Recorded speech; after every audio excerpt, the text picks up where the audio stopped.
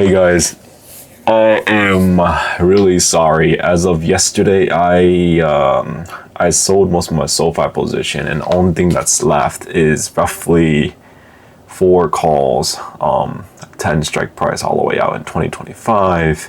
And I'm gonna be telling you guys why I decided to sell all my SoFi stock. All right. As always, don't follow my decisions. Do your own homework. Make your own decisions. This is not financial advice. The truth is, I still use SoFi as my primary bank. I really do love their products. It's just that I don't like their stocks. Yeah, kind of ironic, I know. Nothing's like really changed fundamentally, so don't panic. I'll just give you some personal reasons why I have I have exited most of my SoFi position.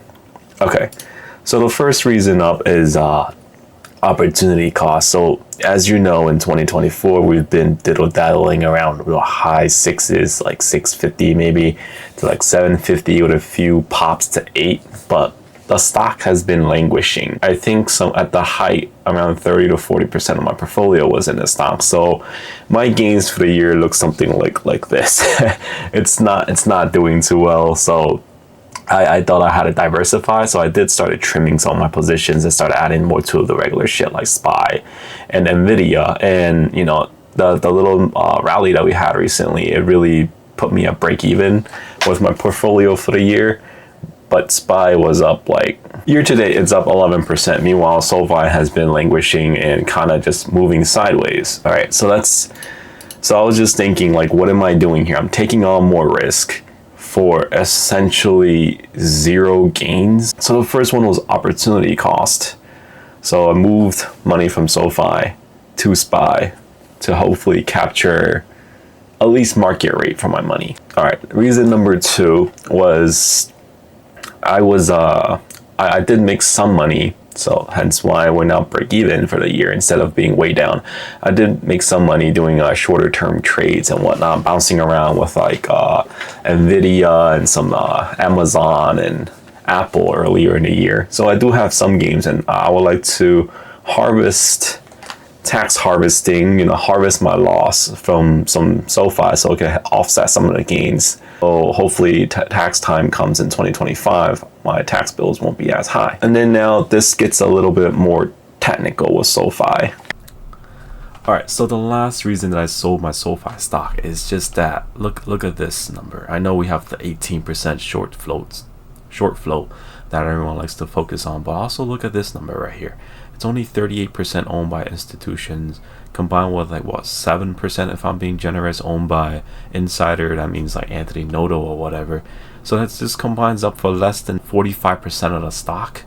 That means the other 55% is held by retail investors. And I don't know if you noticed, but we aren't exactly the most time in hands. Retail investors are more individual think or group think, and they're more volatile to trade with versus a company like, I don't know, Apple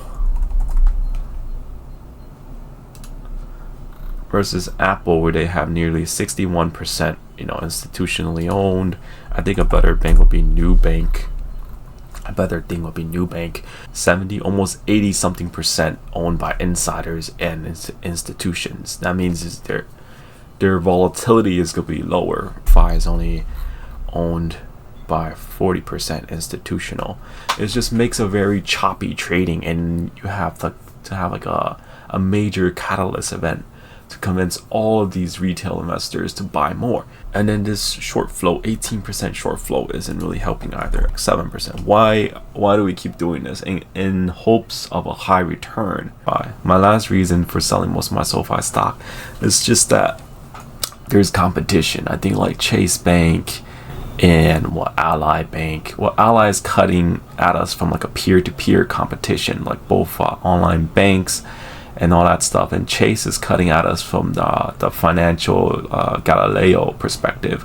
I highly do think that Chase is probably building out their own financial networks, and just innovation. Like, I've been using the app, I buy the stocks on the app, and then I also bank there, but like for the past years, half a year, they haven't really rolled out anything new besides Zelle, and that was like a catch-up move. You know what I mean? They had to catch up to the market.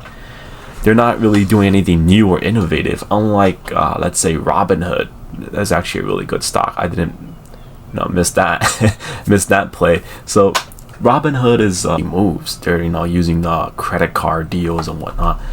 Let me just pull it up here. They're offering 5% interest on your uninvested brokerage cash. I don't think this is FDIC insured, but that's 5%. That's better than our 4.6% that we're making.